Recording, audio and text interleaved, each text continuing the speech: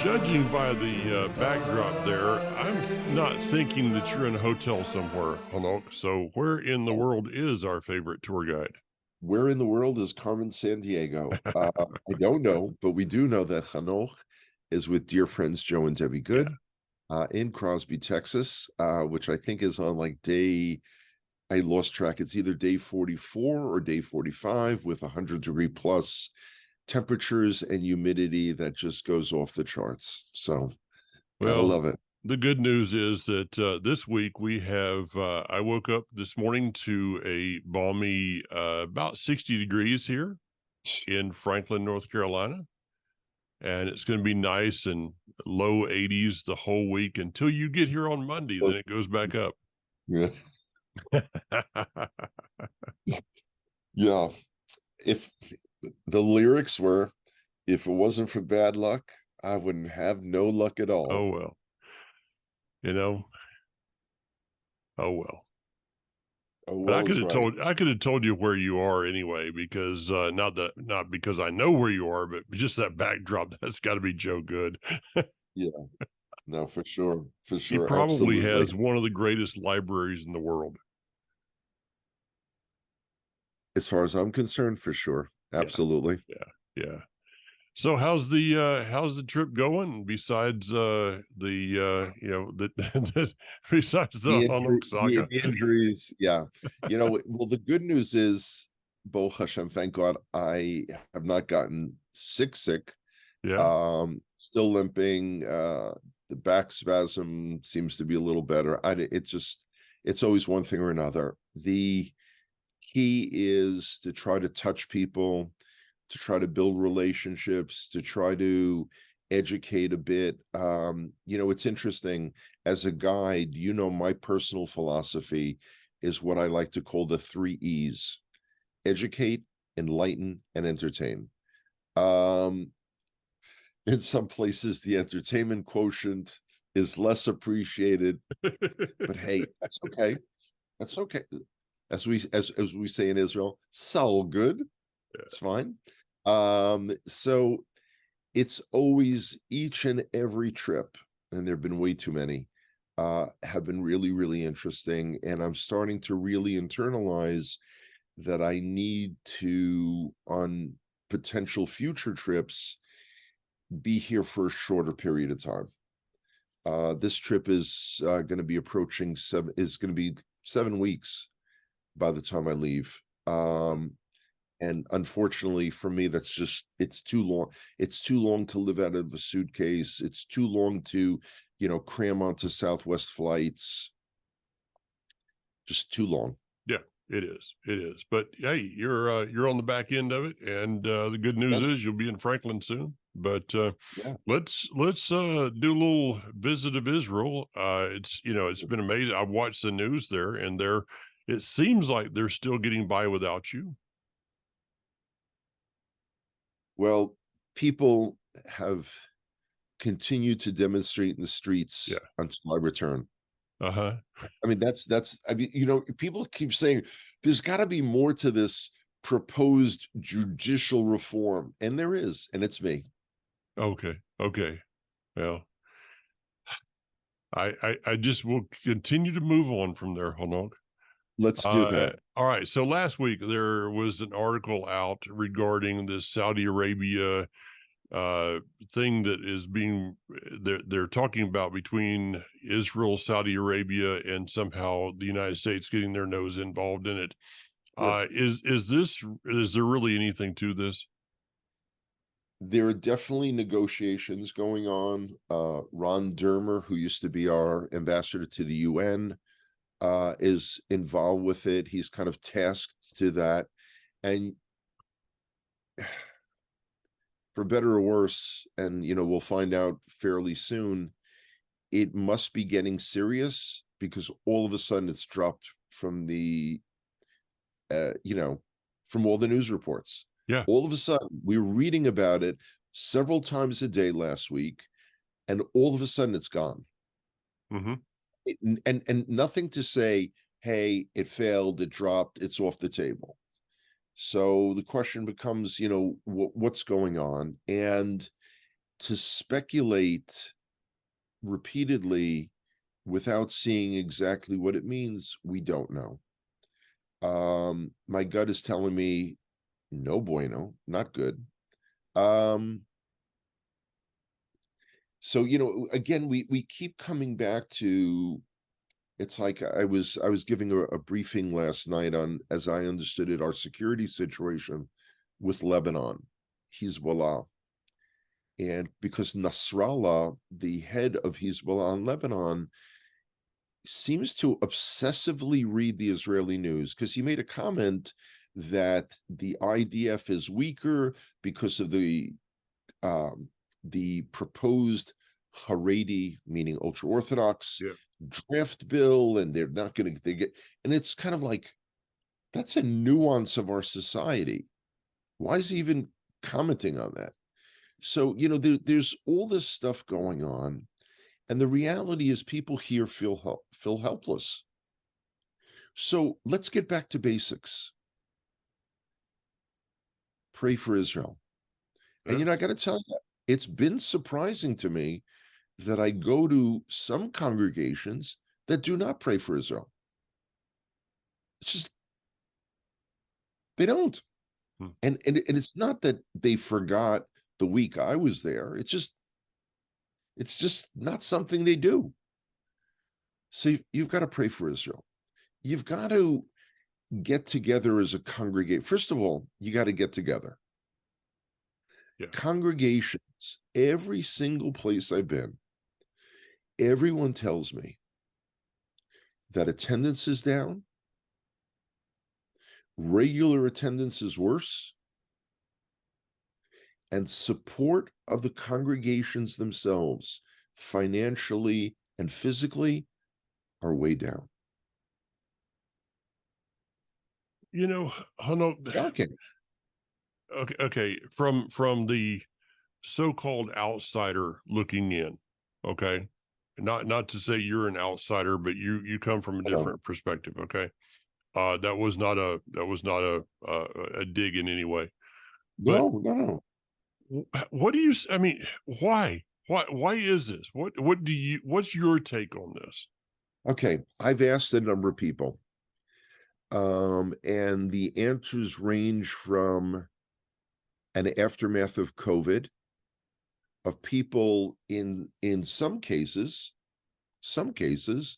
saying, you know what, just the way Mike is drinking a cup of coffee now, I can sit and listen to praise and worship, and my pastor, leader, shepherd, whatever, doing his thing while I'm sitting in my jammies in my comfy chair drinking coffee. I no longer have to even get dressed and go over to the congregation. I could just sit and watch it. Okay, let me stop you right there and throw in a little, my 2 shekels worth. That attitude, what you just described, is self-centered. Yeah, That means that the congregational experience is about them. correct.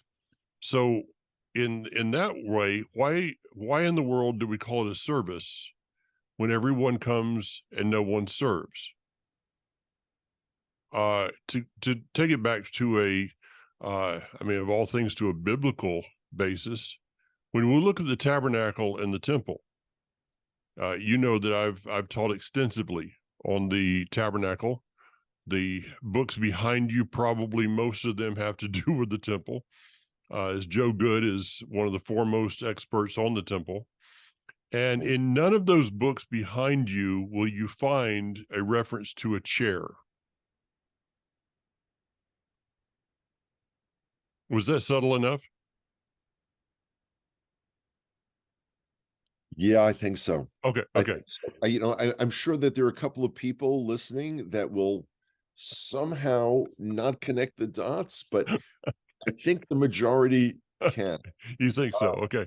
Yeah, So here's my premise is that thought process is that service is about me. It's about what I can get. yes, Where in essence, there may be many things that you can receive from being a part of a congregational setting, but my purpose is not to see what I can receive, but what I can give. And so yeah. maybe here's a problem that we could go into, Hanok, is that the vast majority of people that are out there are either not being given the opportunity to give into, and I'm not talking about funds at this point, though that's important. They're not being given the opportunity to give into what is going on, or they do not feel worthy of, or they feel ashamed because of something that's happening in their own life, or yada yada yada yada yada all the way down the road. But the essence is their presence there, they don't believe they're missed. I'm not even so sure that it goes to that point that they don't believe they're missed. I think it's really a sense of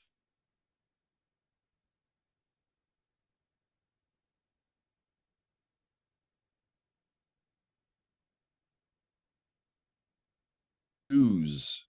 Okay, wait a minute. You just said Okay, you just cut out there for a minute. You said okay. it's a sense of. Go ahead again. It's a sense of, to me, I perceive it as entertainment. Someone who has the opportunity and the accessibility to go to a congregation, but chooses to sit at home and watch it play out on their computer screen. I'm sitting back saying it's entertainment. The section of music or dance, which again is not our tradition, but I'm trying to see it from their perspective. What is the praise and worship section rather becomes entertainment. You're sitting back watching other people get up and dance, watching other people sing and play musical instruments, and you're just gonna kind of bop into the beat. Well, you can watch a YouTube, and also people do that as well. And again, I'm not talking about the people who are distant. I'm talking about the people who normally would go downstairs, get in their car, and drive on over. So So there's a service is very similar to an iTunes playlist. either that or Spotify. Yeah, Okay, either one. Okay, so here's another one. How about answering this one? And we didn't talk. I mean, we talked about a number of other things this week. We have not discussed this issue at all. So everything that this anybody's sounds hearing, exciting. Yeah, yeah, if anybody's thinking, wow, they were talking about me, that no, we weren't, because we haven't talked much this week to begin with. Next week we have a lot of windshield time, so little Simple Man and maybe some Free Bird, but that, I mean, that's kind of our thing. And there are people that don't like it that we do that, but that's too bad. Um, so let me take it to a biblical question for you. please. What about those that would say, well, Shabbat is about rest? So I just need to stay home and in my jammies and spend most of the day in bed. What about that? Okay. The commandment for Shabbat is Zachorat Yom HaShabbat V'Kadsheu. Remember the Sabbath day and keep it holy. Later on, we get a mention of rest, but rest is also totally misunderstood in the American mindset. Okay. Rest Explain. is like, yo, I'm going to take a nap. Right. There is a spiritual refreshment that is supposed to be associated with Shabbat observance. And that is from without the distractions of the outside world, without the distractions of having to go to work, without the distractions in our world, even of having to cook, that's all been prepared before. You can focus on your family, you can focus on your relationship with Hashem, and you can focus on your Torah study. Nothing, and your communal tefillah, your communal prayers. This is all kind of protected. You're kind of in a bubble, not participating. You're not going and shopping. You're not going and and the work element, that you're not going into work. You're not responding to the demands of your boss or bosses. It creates a whole different environment. The term used by Avraham Yehoshua Heschel in a book I read a gazillion number of decades ago was an island in time. Shabbat is an island in time. It's almost like a force field has been put around you. Okay. So let me, I was listening, by the way, as I was trying to find a verse. I was listening to you. I can multitask. Let me read a verse out of Hebrews. Okay. And see, here's the beauty of this, that, I may not follow some of the writings that you follow, but I can sure respect them, and you do the same thing back to me. So we can kind of push things back and forth here. Hebrews chapter 10, verse 24.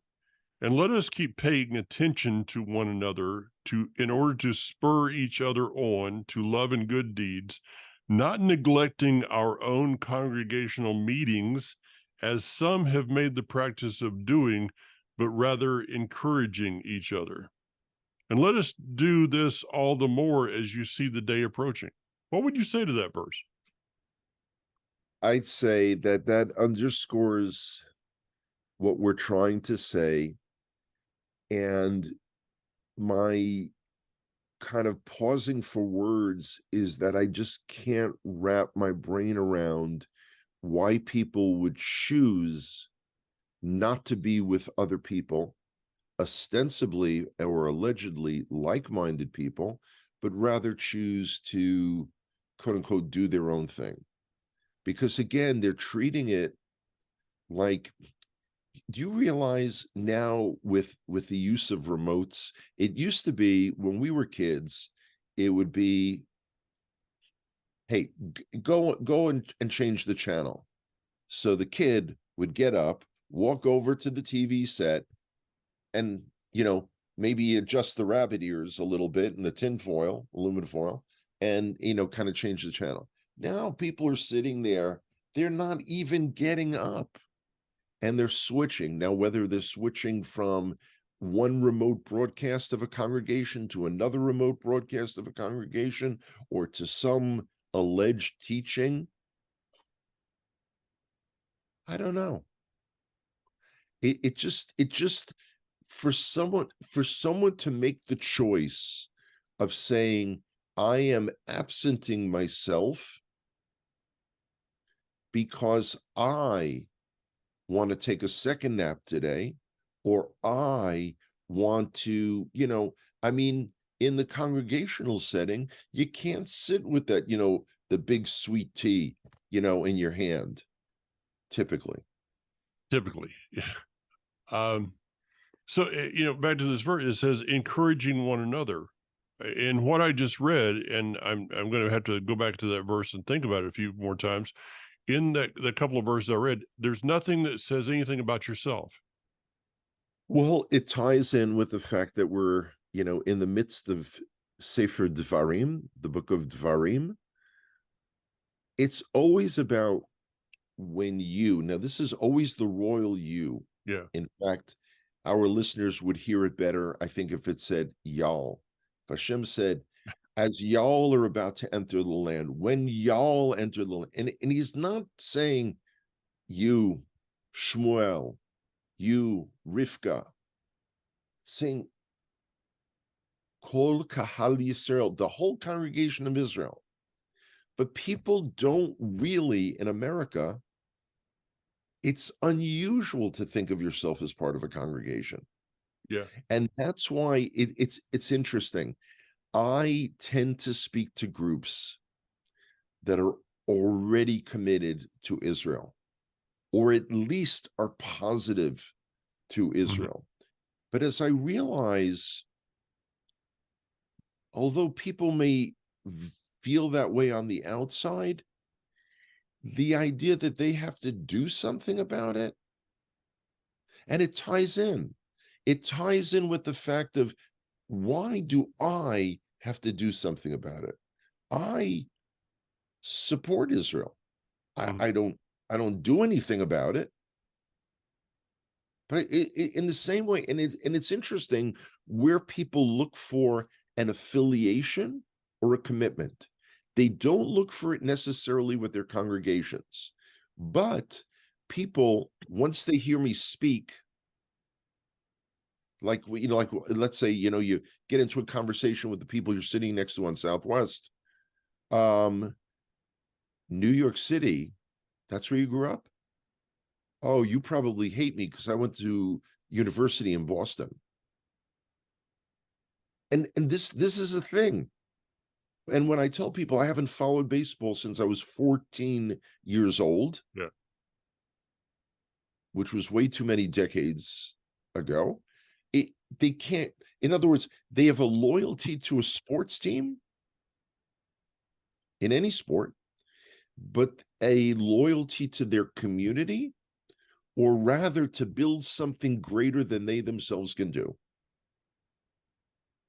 Okay, let me throw in keeping with the theme here, let me throw a curveball Oh, at you. cool. If, as I my understanding, you believe that those that are in these congregations that you're attending uh feel that they are a part of the people of Israel, correct? Some, only some. Okay. Yeah. And I knew you would come back with that one, but I wanted to come from you. So there is a remnant of Israel that is sitting in the congregations that you're going to speak to. Would you say that's a correct statement? By self-definition. Okay. So they themselves may feel that they are. Okay. For whatever reason, whether they think they're descendants of Yeah. the tribes of Israel, or Okay. whether the book of Romans grafted in, or whether Okay. does the prophets say joined to Hashem, they're somehow connected. Okay. Yes, Okay. So they with they that, feel.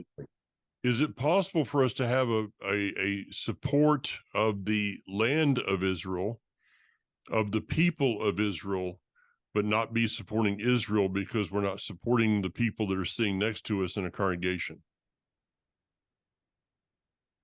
In a larger, more remote sense, I think you could say that.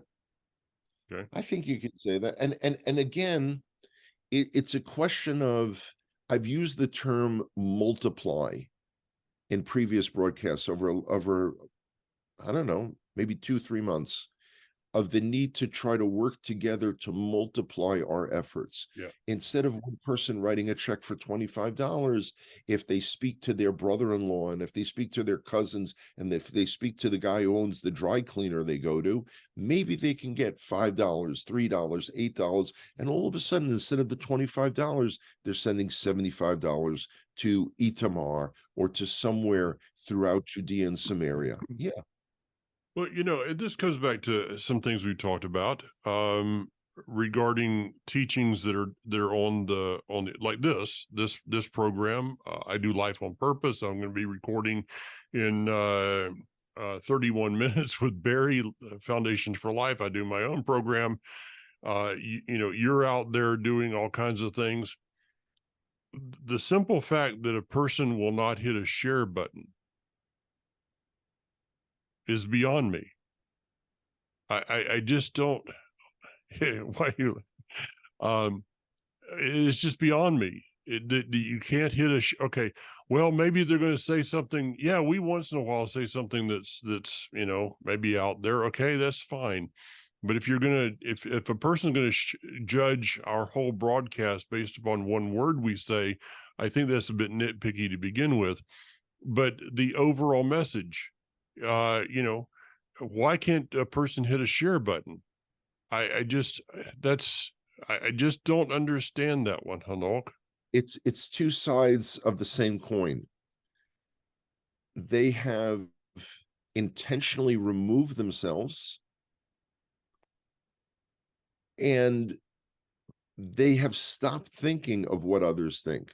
When I see a post on Facebook that I find meaningful for whatever reason, I share it. Yeah. And the very definition of share. Now, I remember that being a big thing in kindergarten, Mhm. learning how to share. Yeah. We had a little, toy kitchen area. This is a memory from Hold centuries on, folks. ago. Hide the pets here. Yeah, this is like, wow. But that was always a big thing because kids naturally, like mine, or where I lived, it was mines. We always had an S at the end, mines. Well, and you have to be taught to share. Well, somehow people were willing to share when they were perhaps in mainstream Christian denominations. Yeah. And now that they're out of mainstream Christian denominations and are in Messianic Hebrew roots, whatever, all of a sudden, all bets are off. It's like, can I quote Mike Clayton to Mike Clayton? Oh, Okay. Okay. So here goes. When people were in the mainstream churches, they were told that the law was done away with the exception of tithing. But now that they're following the Torah, put that in quotes and italics, they know that the entire law is in effect except for tithing. yeah. That was one of the and whenever I've heard you say it, people always giggle and they nod. But I don't think they really appreciate how devastatingly true that is. Yeah. Yeah, that's true. I have to tell you that as you're quoting me there, Hanok, I'm still trying to get the picture out of my brain of little Hanok sharing over in the play kitchen in kindergarten. Actually, I was ripping off the food, items, but I didn't want to say that in Yeah, public. kind of thinking that. So, okay, here's another one. We gotta tie this up. I know Sure. that the same thing is happening in mainstream Christianity today, as far as numbers are down quite a bit. Absolutely. Absolutely. What about in synagogues? And It's you might interesting. want to differentiate between synagogues in America. I don't know if you're really keeping up with that versus synagogues in Israel. And maybe that's Okay. two questions actually. That is two. In Israel, no change. Okay. On Shabbat, I mean, again, remember, there are so many Batei Knesset, so many synagogues. Nobody's got to even get, we have the Church of Latter-day Pharisees. We don't drive on Shabbat. Yeah. So we walk to a community synagogue. I mean, it's very close. Wherever you'd have to avoid them Yeah. to not have one. So let's talk about America. America, very different thing. America is still the liberal movements, being the so-called conservative and so-called reform, because those are just terms. It's not an ideological thing. It's not a sect. It's basically, and I remember reading a guy who led I think it's the Southern Baptist Convention. I don't. I apologize. I don't recall the terminology, but someone who was big in the Baptist movement years ago referred to the reform movement in America as the Democratic Party with holidays. So this is a Christian looking in, and this is what he said. So in those cases, they do live stream. Orthodox synagogues do not live stream. Yeah. We don't do that. So either, is you is or is you ain't. You're either in or not. There is a concern in America, though, of heightened security. Yeah. And there are people at times, certainly, I've read this, who avoid going to synagogue because they're afraid. Mm-hmm. So that's another factor, which Okay. doesn't factor in the Christian, Messianic, or Hebrew roots worlds. But there has been a decline. COVID created an interruption in society that in some cases hasn't come back. Still trying to figure it out. Yeah. So Yeah. my final questions here regarding the congregations in Israel, synagogues in Israel, where you're Yes. saying that there is no decline. So what you're telling me is that in Israel, the society is such that no one is overworked during the week, so they're too tired to go to a synagogue on Shabbat. And please remember, we don't have a Sunday. Okay. Sundays. So no Yeah. one in Israel is overbooking themselves to the point that they can't show up for synagogue on Shabbat. In freshman philosophy in college, that was called begging the question. When Okay. you ask a question and already know the answer. Yeah, I know. So maybe the excuses here have some other issues to go along with that. We're not going to ask the questions, but I really feel like each individual person needs to ask themselves the question of why is it that you're withholding your presence and blessing from a people that might need it? Willfully withholding that is an interesting thing, Mike. Okay. Well, Hanok, we might not have solved the world's problems here, but maybe we could solve some personal problems if we if people would come back to the point of understanding we need each other. We may disagree. World needs now is love, sweet love. Yeah. Sorry, folks. I should have turned him off a little faster. Hanok, looking forward to seeing you at the airport, man. Yes, sir. All right. Thanks so much. I'll have the Have a AC great week. running. Take care. Thanks, man. Bye-bye.